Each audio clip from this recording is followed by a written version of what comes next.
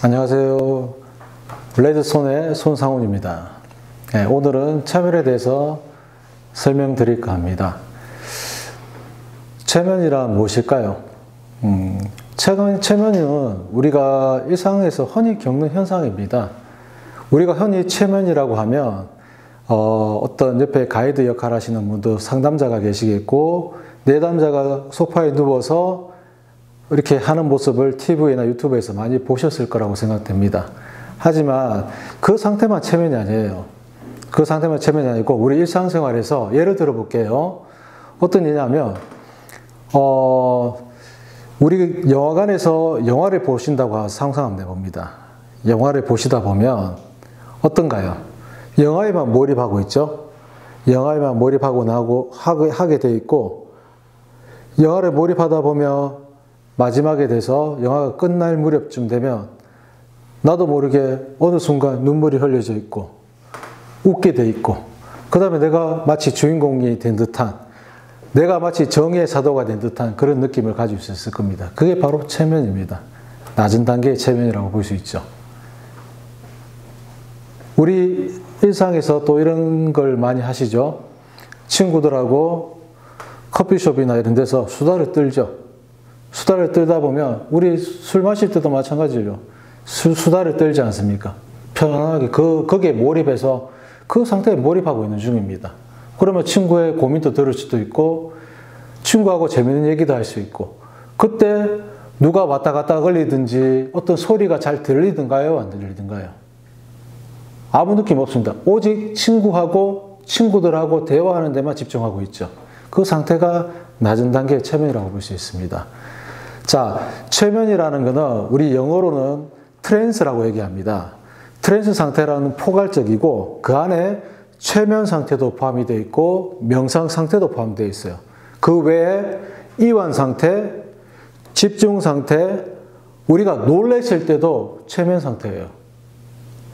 상태는 여러 가지가 포함되어 있습니다. 흔히 명상을 많이 하시는데 명상도 체면 상태예요.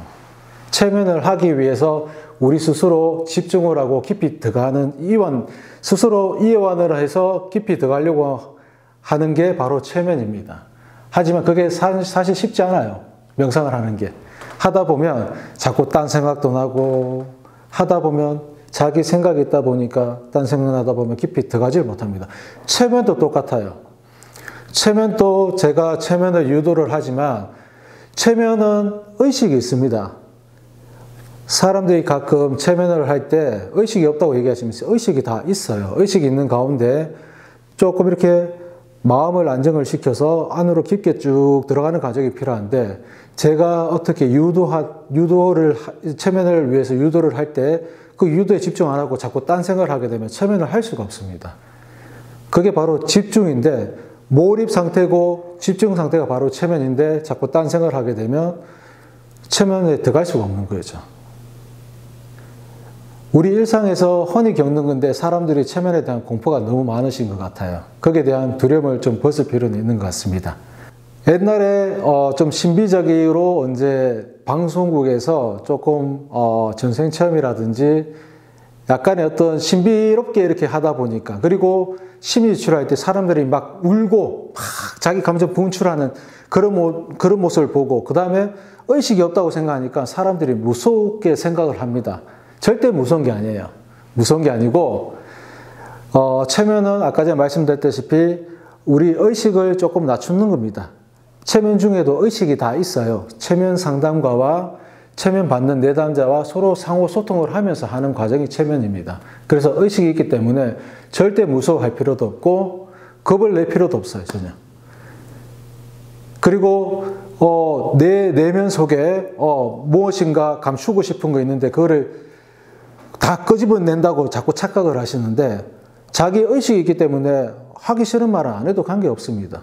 하지만 심리치료할 때 필요한 부분이 있으면 그 사람의 동의하에 자기가 내면에서 벽이 있으면 심리치료가 될 수가 없겠죠. 하지만 그 마음의 벽을 허물고 자기의 어떤 마음적으로 하고 싶은 말이 있으면 그때는 해야 되겠죠. 자기 의식이 있기 때문에 다 이게 뭐 이렇게 가릴 수도 있어요.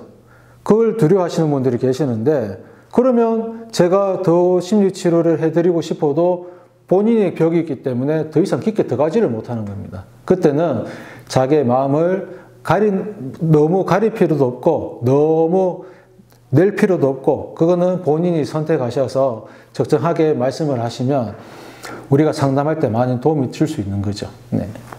최면 상태에 대해서 사람들이 말씀을 많이 여쭤보십니다. 최면 상태는 다른 거 없습니다. 우리 일상에서 흔히 겪듯이 나른함을 한번 느껴보셨죠? 우리 저녁에 주무시기 전에 어떻습니까? 잠에도 과정이 있어요. 과정이 있는데 잠을 들게 되면 그거는 무의식 상태입니다. 사실은 잠들기 전이 우리 의식 상태죠. 잠들기 전의 상태라고, 잠들기 전의 상태가 최면이라고 볼 수 있습니다. 잠들기 전에 침대나 땅바닥에 누워 있다 보면, 편안하게 누워 있다 보면 나른하시죠? 낮은 단계의 최면이라고 볼 수 있죠. 우리가 편안한 의자에서 누워서 최면을 하면서 이제 대화를 나누는데 그 상태도 아주 나른합니다. 아주 편안해요. 일부러 제가 편안함을 이끕니다. 편안한 상태에서 어떤 문제들이 잘 나오지, 불편한 상태에서는 전혀 어떤 문제가 나올 수가 없어요. 그래서 그 편안함을 유지하기 위해서 계속 이제 최면을 더욱더 이제 몸에 이완을 시키고 더 편안함을 이끌도록 우리 상담가들이 많이 노력을 하죠. 예. 그리고 어느 순간 되면 최면에 사람마다 깊이가 있습니다. 깊이가 있기 때문에 그 깊이는 사람마다 다 달라요. 어떤 사람은 최면이 정말 잘 되는 사람이 있지만 어떤 사람은 약하게 느끼는 사람도 있고 아예 안 되시는 분들도 간혹 계세요. 근데 대부분은 기본적인 최면은 낮은 단계 최면은 누구나 다 할 수 있습니다. 단지 심리치료나 예를 들면 뭐 정생체험이라든지 이런 경우에는 내 무의식의 정보를 끄집어내기 때문에 최면이 좀 깊게 들어가야 됩니다. 그때 이제 상태가 어떠냐면 어떤 사람들은 거의 붕 뜨는 느낌이 날 거예요. 나른한 상태에서 좀 붕 뜨는 느낌이 납니다. 그런 차이가 있습니다. 그리고 절대 무서운 게 아니고 아주 편한 상태에서 진행하기 때문에 별 문제될 게 하나도 없습니다. 걱정하지 마십시오. 최면은 광범위합니다. 사실은요. 상당히 광범위해요. 어떻게 이용하느냐에 따라서 광범위합니다.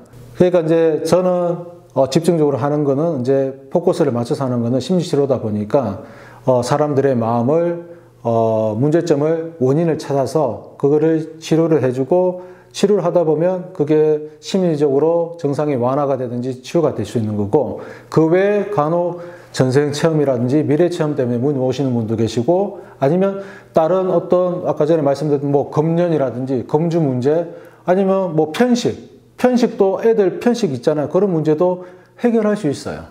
그 다양한 방법으로 그 주제에 맞게끔 가능할 수 있는 분야들이 상당히 많습니다. 오늘은 여기까지 하겠습니다. 레드손의 손상훈입니다. 감사합니다.